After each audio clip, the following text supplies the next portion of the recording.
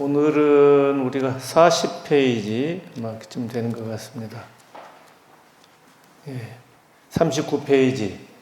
지난 시간에 거기 이제 부처님께서 뭐 여러 방면에 다 해봐 가셨고, 7살 때부터 특별 과외식으로 해가지고 이제 왕 교육을 이제 받으셨다. 거기 지난 시간에 많게 나왔었죠. 그래서 바로 39페이지에 잠부남의 아래에서의 선정, 이제 그렇게 왕자로서 여러 왕의 공부를 하시는 와중에 이것도 크게 보면은 수업이라고 볼 수 있겠습니다만은 농경제에 참석하셔가지고 거기서 좀 쇼킹한 그런 장면을 목도하셨습니다.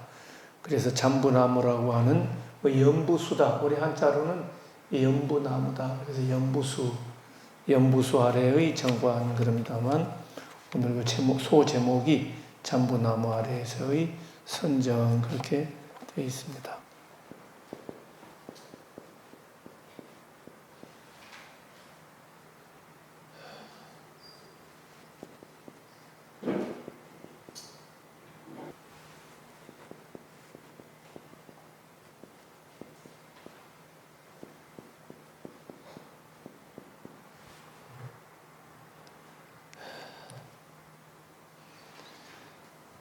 불교는 우리가 흔히 깨달음의 종교다, 또는 자각 스스로 깨닫는 그것도 깨달음의 종교다 얘기를 하지만, 우리 불교에서도 그러나 우리가 신행하는 데 있어서는, 또 불교인으로서 불자로서 길을 또 당당하게 걸어가는 데 있어서는 역시 믿음이라고 하는 게 굉장히 중요하다 볼 수 있습니다.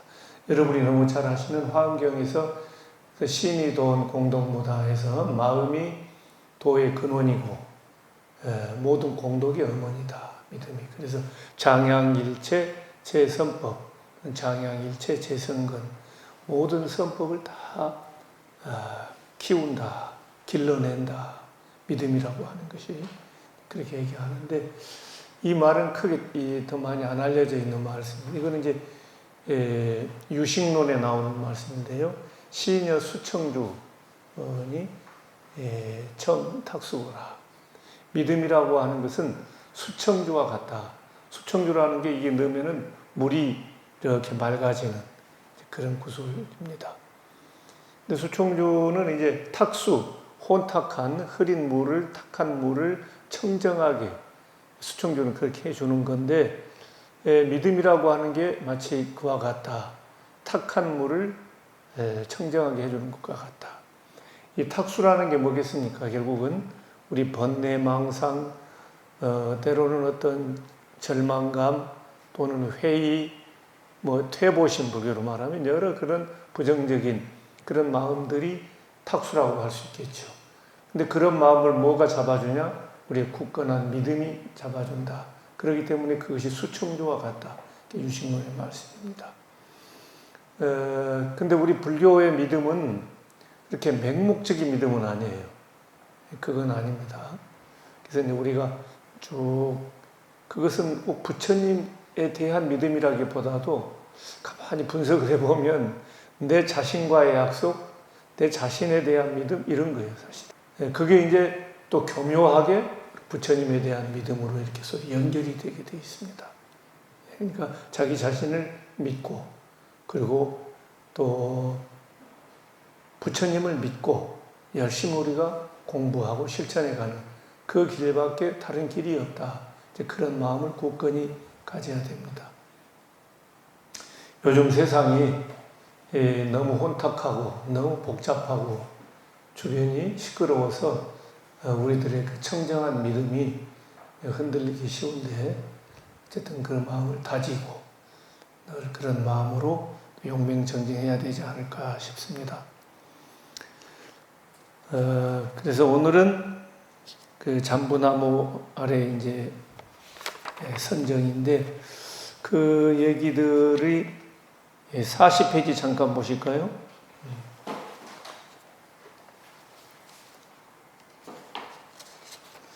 이제 어린 나이에 이 농경제에 거기는 옛날에 주로 농업국가고 이 석가족도 다 농업국가예요. 그래서 석가족이 한 해 살림이 잘 되면은 잘 되려면 농사도 잘 짓고 모든 기후도 원만하고 이렇게 해야 풍작이 되어서 다 태평성들을 누릴 수가 있었겠죠. 그래서 거기에 이제 제사를 지내는 그런 의식이 바로 농경제였습니다. 그 농경제 이제 참석에서 목격한 그런 내용들을 우리 40페이지 마지막 단락에 나오고 있습니다. 잠깐 한번 제가 읽어보겠습니다. 이른 봄볕에도 농부들의 몰골은 초췌하기 그지없었다. 그들은 아랫도리만 겨우 가린 채 부들거리는 손으로 쟁기를 붙들고는 자신만큼이나 힘겨워 보이는 소의 고삐를 후려치고 있었다. 뜨거운 햇살 아래 늘어지는 소의 울음 너머로 새떼들이 내려앉았다. 새들은 흙이 뒤집힌 자리마다 날랜 몸짓으로 달려들어 발버둥 치는 벌레들을 사정없이 쪼아먹었다. 새들은 날갯짓도 울음소리도 요란했다. 허연 거품을 몰고 있는 소는 그치지 않는 채찍질에 등짝이 붉게 터졌고 멍에를 맨 목에선 피가 흘러내렸다. 새까맣게 거슬린 등짝에 진흙투성이 농부 역시 사정은 조금도 나보지 않았다. 가슴이 아팠다. 대자는 슬그머니 행사장을 빠져나와 농부에게 다가갔다. 어떻게든 그에게 위로가 되고 싶었다. 이제 여러 가지 농경지 행사를 하니까 쭉 앉아 있는데 한 자세를 하고 있다가 이제 마음이 너무 아파가지고 잠깐 이제 농부하고 말을 걸어보는 것 같습니다. 이제 이 연민심, 동정심, 또 자비심이 어렸을 때부터 이제 충만하신 거예요. 그래서 여기서는 앞에 이제 약육강식의 어떤 이 세상을 얘기한다고 볼 수 있습니다. 이제 쟁기를 갈고 하면은 벌레들이 막 꿈틀거리고 나올 수 있죠. 그러면 이제 그걸 개구리가 먹을 수 있고, 또 그 개구리는 뱀들이 또 먹을 수도 있고, 그 뱀을 독수리라든가 이제 맹수들이 또 가서 채 먹을 수도 있고, 이 세상은 끊임없는 먹이사슬로 돼 있어가지고 그런 그 정글의 법칙이 통용되는 그런 참 무한 경쟁의 세상이다라고 말할 수가 있겠죠. 제가 늘 다시 표현하면 이빨과 발톱의 질서가 횡행하는 세상이다. 우리 인간 세상도 크게 다를 바 없어요. 그걸 보면서 농부들도 어떻게 보면은 지도층, 상류층은 아니죠. 농부들도 고생 많이 하고, 특히 옛날에 노카스에 보면 이제 수두라 계급, 노예 계급들이 있어가지고, 동물 못지않게 그렇게 힘들게 살아가는 그런 세상이었기 때문에, 그런 이제 벌레들이 죽임을 당하는 벌레나 개구리나 여기에 비해서 또 농부들이 어려운 모습들, 참상을 얘기를 하는 거죠. 우리 흔히 옛날에 왕조 시대에는 조정에서 이제 나와가지고 백성들을 괴롭히는 걸 흔히 가렴주구다 그랬습니다. 가렴주구, 가혹하게, 아주 냉혹하게 세금을 걷어들이고, 가렴이죠. 주구는 막 여러 가지로 망을 해가지고 강도지 비싸게 해서 끌어들이는 거예요. 요즘 보니까 트럼프 대통령이 가렴주고 하는 것 같아요. 가가지고 막 윽박 질러가지고 관세 이렇게 안 하면 관세 높일 거야 하고 지금 막 으름장 넣고 이런 게 이제 주구예요. 그래서 이 가렴주구에 이제 백성들이 너무 시달려가지고 했다 하는 그런 얘기들인데, 여기서는 그와 비슷한 얘기들이 지금 나오고 있습니다. 그래서 이제 조용히 이 세상의 고통을 생각하면서 한참 저쪽에서 이제 농경제가 있으니까 뭐 제사도 지내고 뭐 축제도 하고 그냥 난리겠죠. 근데 이제 이게 상당히 충격이었어요. 그러니까 잠시 눈길을 피해가지고 어른들의 혼자의 연무수 나무 아래로 가가지고 조용히 명상에 들었습니다. 아, 세상은 왜 이렇게 고통스러울까? 모든 사람들이 다 평화롭게 평등하게 잘 살 수는 없는 것일까? 이제 이런 어떤 생각을 가지고 연무수, 잠부, 우리 잠부나무라 있습니다만은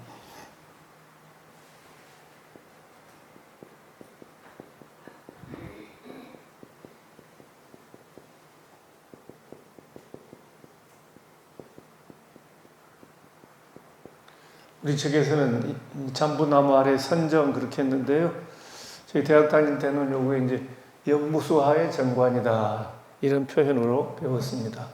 그러니까 연무수나 잠부나무는 똑같아요. 연무수 아래에서의 고요한 관찰, 관조 이런 얘기죠. 정관이 고요한 성찰, 선정이 다른 말로 하면 선정이 되겠습니다.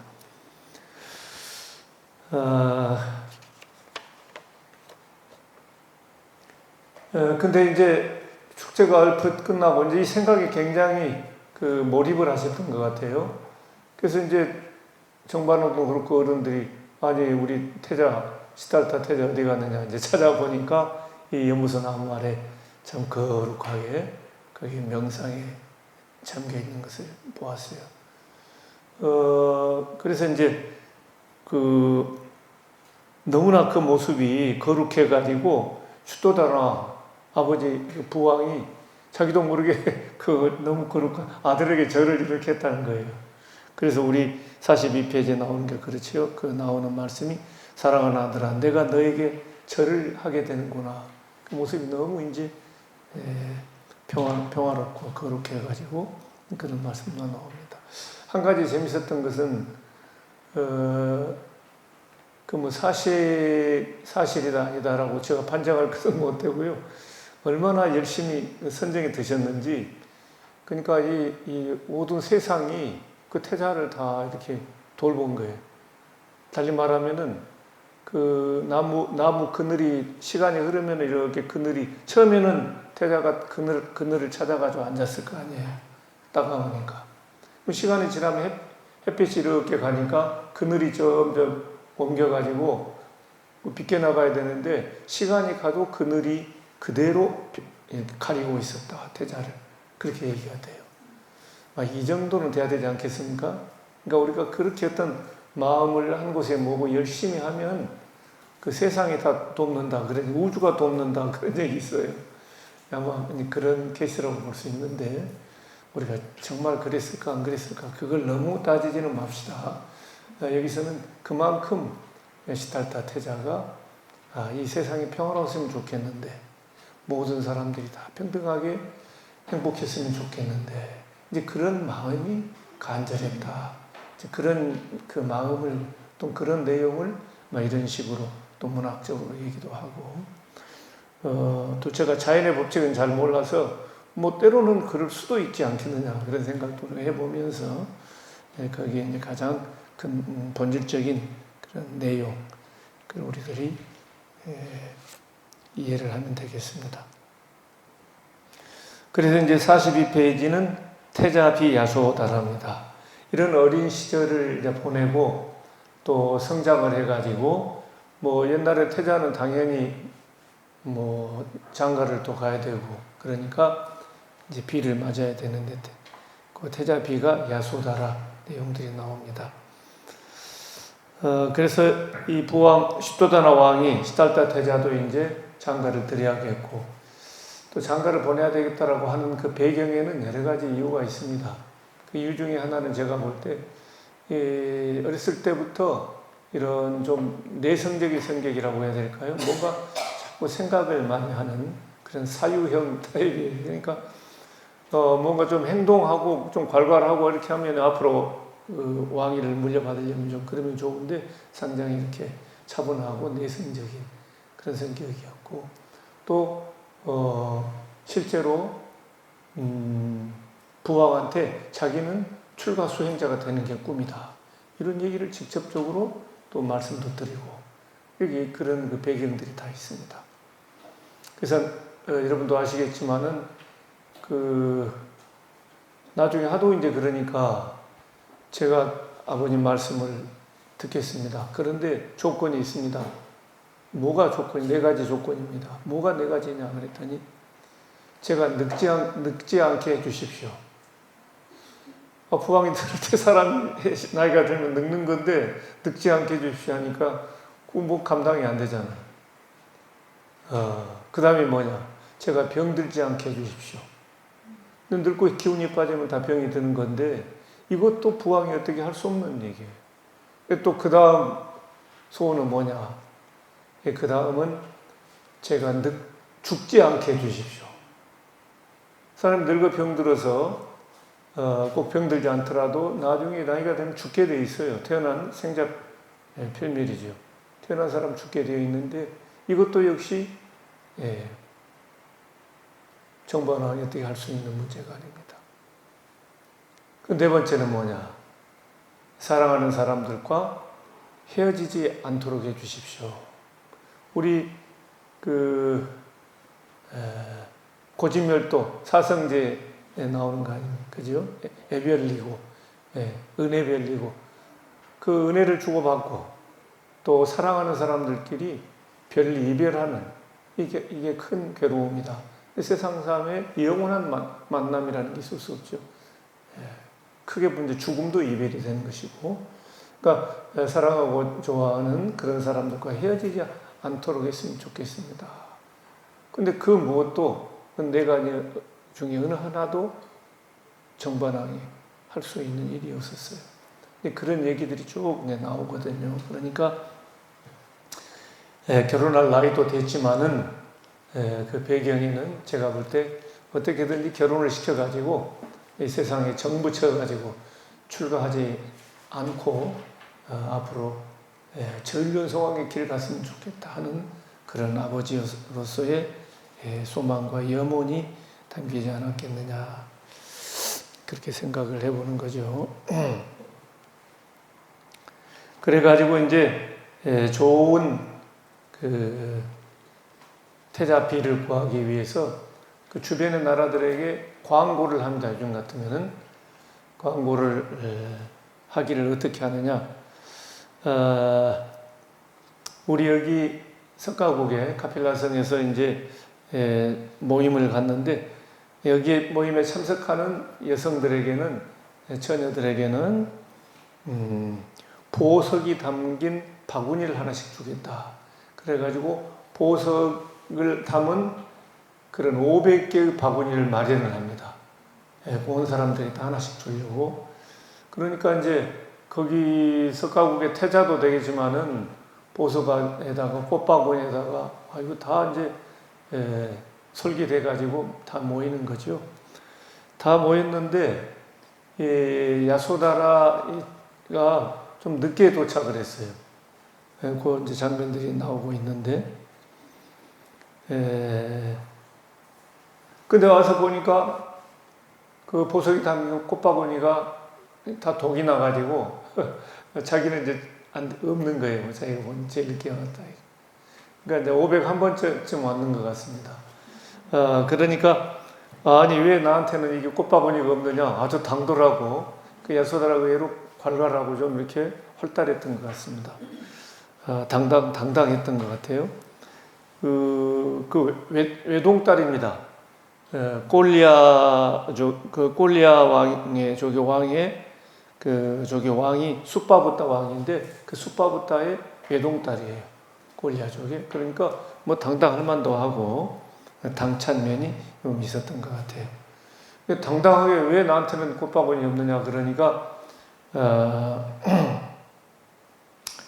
이제 시달타 태자가 손가락에 반지를 빼가지고 반지를 이렇게 끼워줬어요. 그리고 이제 자기 옷에 태자니까 그날은 특히 좀 비가번쩍하게 해야 되지 않겠습니까? 여러 가지 장식한 것도 이제 해서 그 야소다라에게 주고, 심지어 나중에 이렇게 하니까 자기 옷을 벗어가지고 뭔가 주고 싶어가지고, 요 행동들을 보면 요즘 사람들 말로는 썸 탄 거예요, 벌써. 시달타 대사가 여수더라 보고 썸 탄 거예요.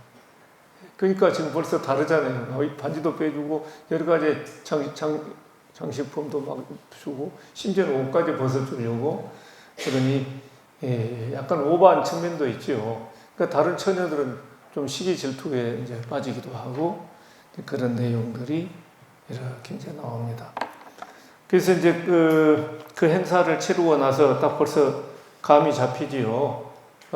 정반하게 보니까 아이고 우리 시달타 태자가 야소달에게 마음이 있나 보다. 그래가지고 그 골리아족의 이제 숫바부타 왕에게 정식으로 청혼을 합니다.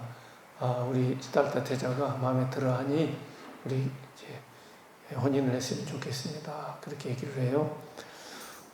근데 숫바부타 왕도 만만치 않습니다. 아이고 좋습니다. 그렇게 바로 한 게 아니고 우리는 조상 대대로 뭐 권력과 재물만 보는 게 아니라 그 사람 학문이라든가 무예 이런 것도 다 우리가 보고 결혼을 한다. 이야기는 한번 이제 그 학문은 상당히 또 높으니까 그랬겠지만은 이제 무술 시합 이런 걸 한번 해서 얼마나 강인하고 그런 거 한번 봐야 되겠다. 그리고 나서 결정한 일이다. 이런 얘기예요.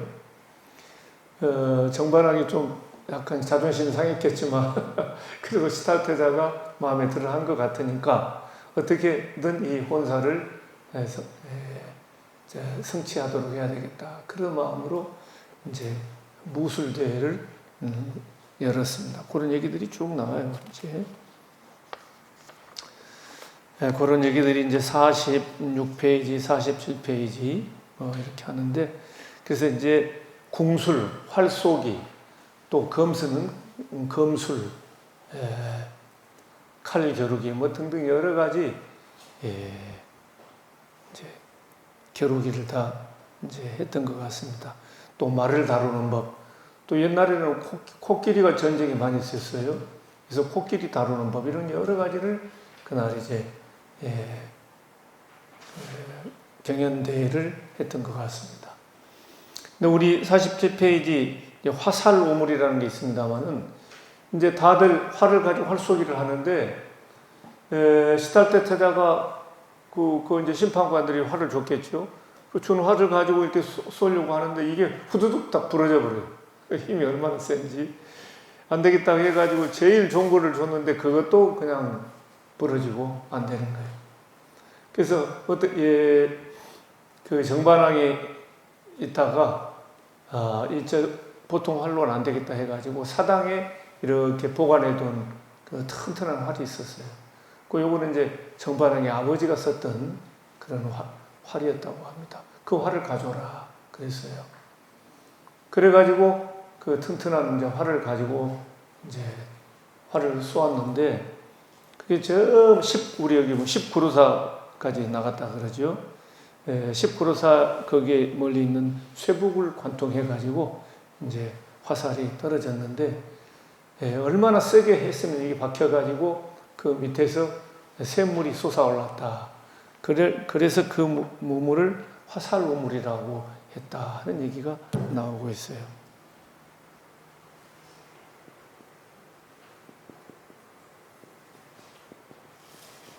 자, 그 화살 우물이 생길 정도로 활도 잘 쏘았고 그만큼 힘이 셌다 이런 얘기로 우리는 보면 되겠습니다.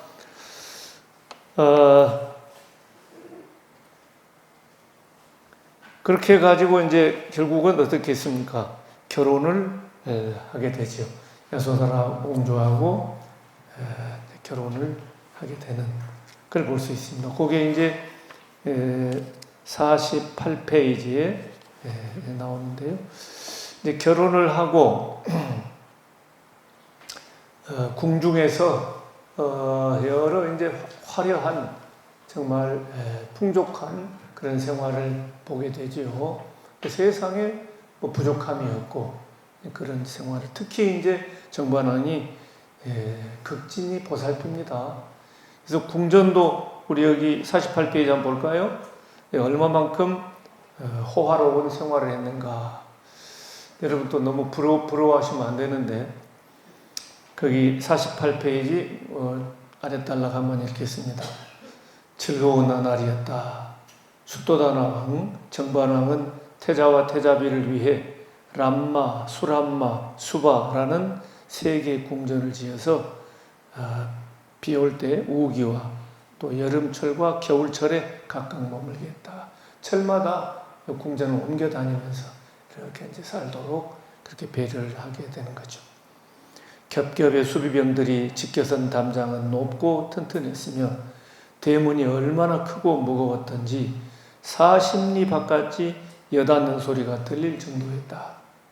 그니 성 대문도 얼마나 큰 걸 알 수 있겠습니다.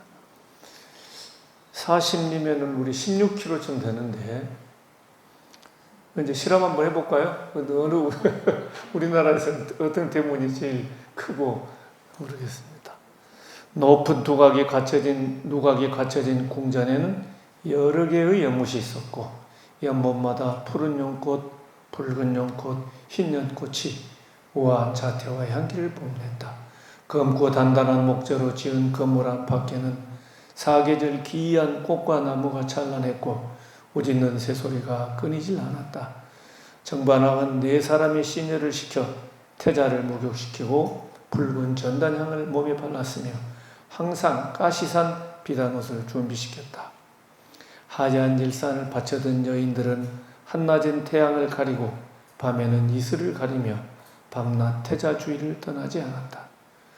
더욱이 기나긴 우기가 찾아오면 행여 답답해하진 않을까 싶어 숫도다나 왕은 가무에 능한 연인들을 보내 춤추고 노래하게 하였다.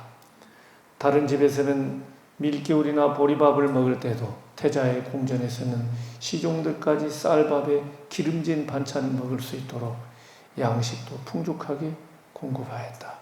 부왕의 배려는 참으로 세심하였다. 자, 이렇게 보살펴서 부족할 것 없이 땡가라 땅가라 얼마나 잘 살 수 있는 그런 상황인데, 어렸을 때 농경제에 참석했을 때부터 이제 생각이 깊었던 이제 시달타 태자인데, 요 얘기는 제가 보니까 조금 시차가 있는 것 같아요. 우리 책에서는. 근데 요걸 이제 우리는 흔히 사문유관이라 표현하는데 그 이야기를 이쪽에 쓴 것 같습니다.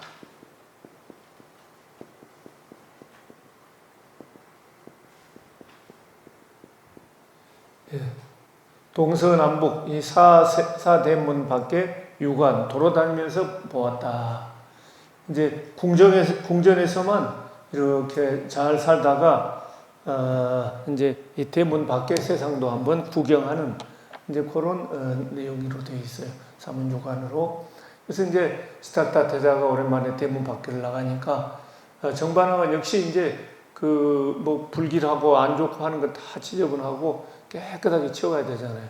우리 어렸을 때 또 그 장학관 온다 그러면은 학교 청소 열심히 했던 생각이 나요.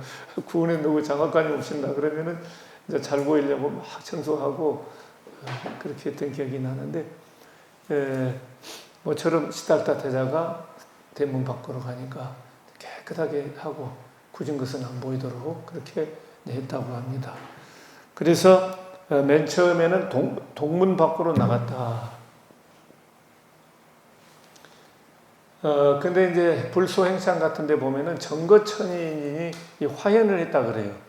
그래가지고 노인으로 이제 화를 탁장 해가지고, 지팡이 짚고 구부정하니 노인이, 노인으로 이제 출연을 합니다. 그럼 깨끗하게 길을 정리하고, 노인들도 그러고, 어쨌든 좀 이렇게 정리를 했지만, 갑자기 이 정거천인이 화신으로 나타나니까 어떻게 할 수가 없는 거예요. 그래서 이 동문 밖에서 노인을 보았다. 노인이 얼마나 참 힘들고 또 참 요즘 노인들은 그래도 또 좀 낫죠. 저도 노인 축에 들지만은 사실은. 근데 그 당시에는 이제 노인들이 일찍 또 늙고 또 모든 게 초라하니 그러지 않겠습니까? 제가 굳이 설명 안 드리겠습니다. 그래서 상당히 이제 아이고야, 이 사람은 다 저렇게 나중에는 저런 모습으로 늙고 참 불쌍하게 되는구나. 이런 이제 나름대로 어떤 상처를 입었다고 할까? 시달타 태자하고 들어왔어요. 그래서 어떤 고민이 더 깊어지는 계기가 된 거죠. 그 다음에 이제 하루는 또 남문 밖으로 나갔는데 이때는 병든 환자, 병자를 보게 되었다. 이렇게 나옵니다. 노인보다도 병들어서 신음하는 사람을 보니까 더 이제 마음이 아팠겠죠. 그 다음에 이제 서문 밖으로 가서는 죽어나가는 상여 행렬을 보게 되었다. 그래서 모든 사람 누구나 다 나중에 죽어서 저렇게 상여가 되어가지고 죽어나가는구나. 가슴이 더 아팠어요. 그래서 어느 날인가는 이제 북문으로 갔는데 북문에서 그 나무 아래에서 아주 거룩하게 수행을 하는 그 수행자를 보고 또 그 나무에서 일어나서 이렇게 이제 길을 가는데 그 모습이 너무 참 멋진 거예요. 시달타 태자가 볼 때. 아, 수행자 같으면 저렇게 늠름하고 당당하고 멋진 그런 사람이 될 수가 있나 보다. 이제 그래서 북문에는 수행자,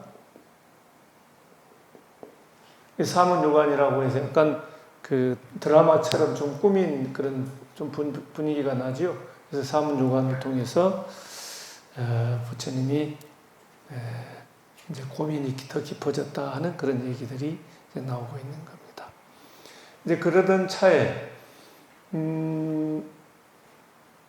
되게 19에 결혼을 해가지고 시달타 태자가 29회 출가를 하게 되죠. 약 10년 정도 지났는데요.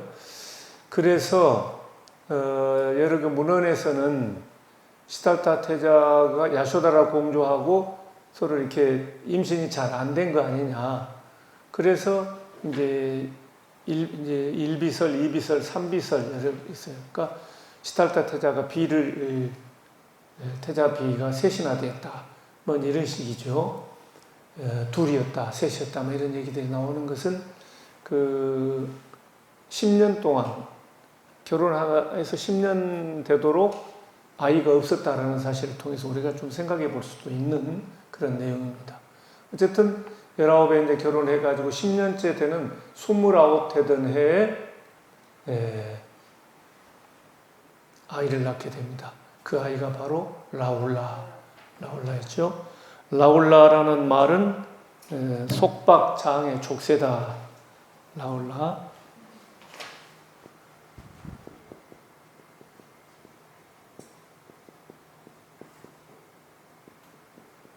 장애물이 어떻게 아들이 태어났는데 장애물이라고 이렇게 얘기가 나왔는지 모르겠어요.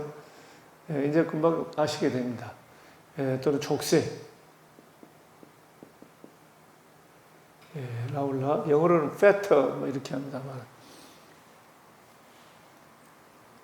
전에도 한번 말씀드린 것 같은데 제가 학교에 있을 때 이제 레포트 같은 걸 쓰게 하고 부처님 생애할 때 이제 불교와 인간 이런 걸 이제 동국대 학생들은 다 기본적으로 공부하게 됐는데요.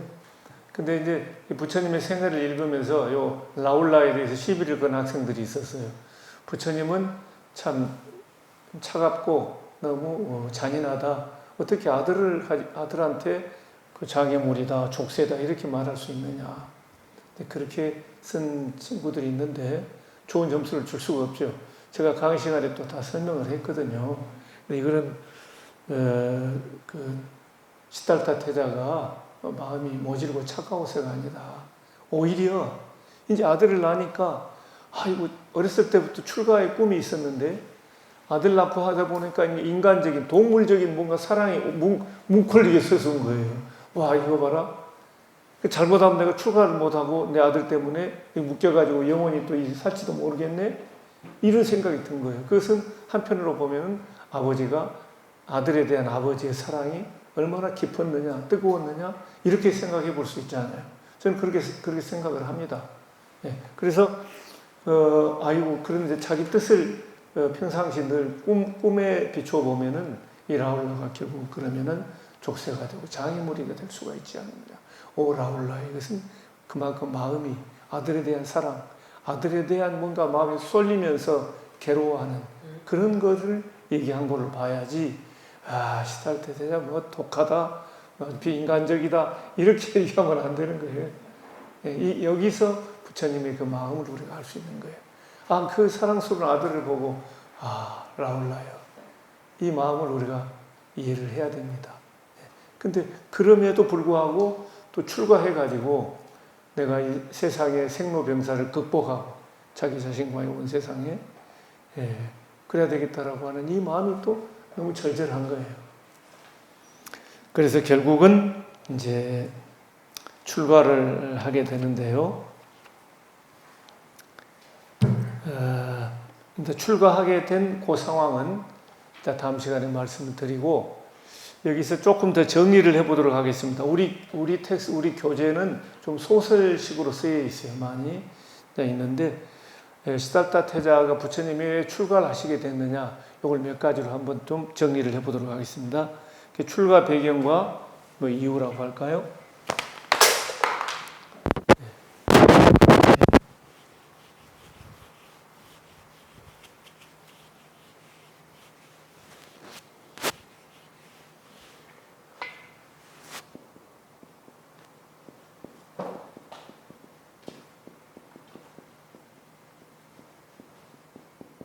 왜 출가하셔야 되냐 하는 것들을 한번 조금 정리해 보겠습니다.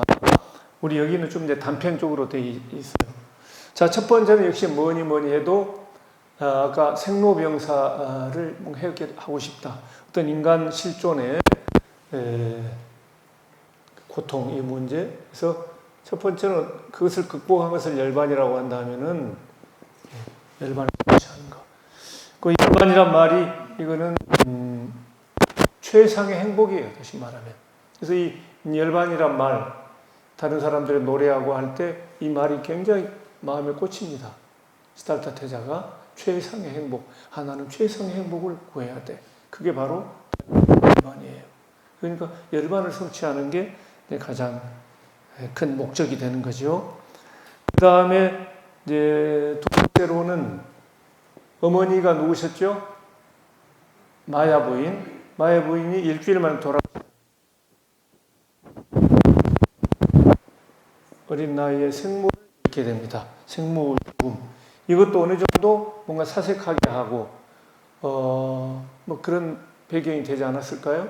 충분히 생각할 수 있죠. 그렇게 추정할 수 있죠. 예. 그 다음에 세 번째는 성격적으로 타고난 내성적인 성격이었다. 그렇죠? 성격.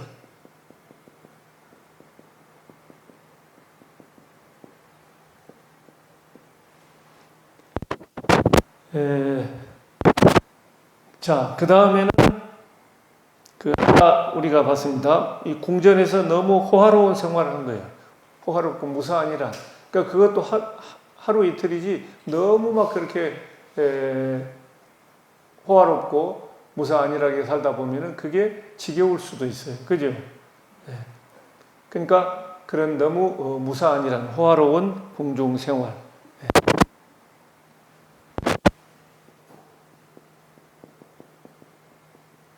무사한이란 궁중생활이라고 봐야 되네. 이것도 하나의 배경이라면 배경이 될 수가 있습니다. 그리고 이제 아까 얘기했지만은 이제 정반왕이 시달타 태자가 자꾸 정반왕한테 이제 얘기하더라도 그 출가에 대해서 얘기하는데 나중에 붙잡아 두려고 이제 정말로 그랬다기보다는 어쨌든 붙잡아 둬야 되겠다라고 하는 뜻에서 얘기를 했겠지만은 옛날에 보면 그래도 아들이라도 하나 낳아주고 출가를 하더라도 해야지. 이렇게 얘기를 할 수 있어요. 근데 이제 자기가 라울라를 낳았잖아요. 그러니까 어떻게 보면은 출가할 수 있는 명분이 이제 명분을 쌓아 탄생.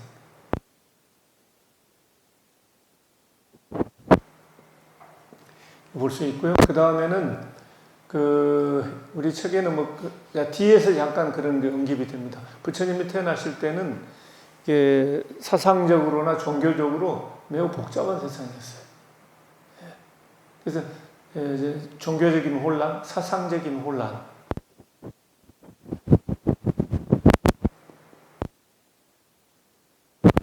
정말 이 세상의 진리는 어떤 것일까? 이런 게 뭐예요? 많은 사람들이 이제 혼란스러워하는 그런 그 시대였습니다. 그러니까 정치적으로 막 이렇게 하는 것은 전륜 상황이 돼가지고 전륜 상황이 이제 커버할 수 있지만은 이 사상적으로 이렇게 하는 것은 누가 돼야 돼요? 붓다와 같이 위대한 성인이 종교인이 나타나서 그런 것들을 다 평정을 해야 되죠, 사실은.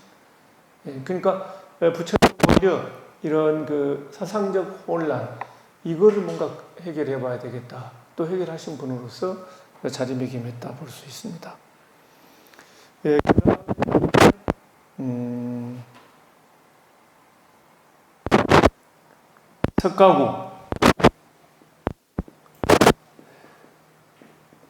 석가족의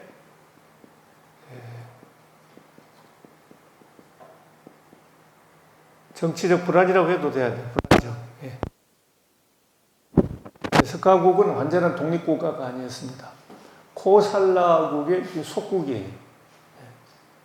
그러니까 완전한 자주 국가가 아니었고 코살라에 약간 예속되어 있는 그런 조그만 나라였다.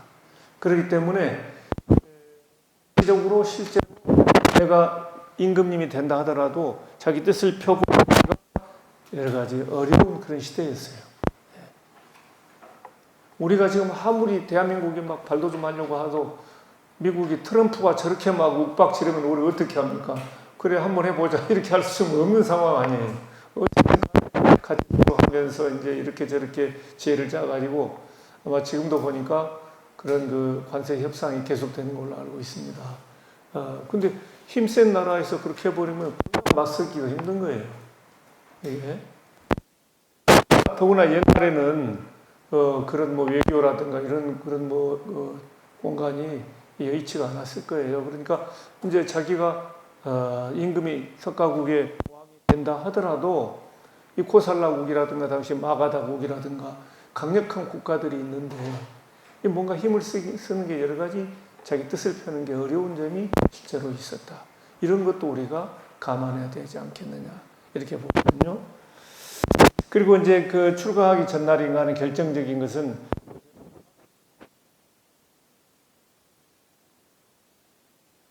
아까 호화로운 공중 생활에서 보시면 아시겠죠.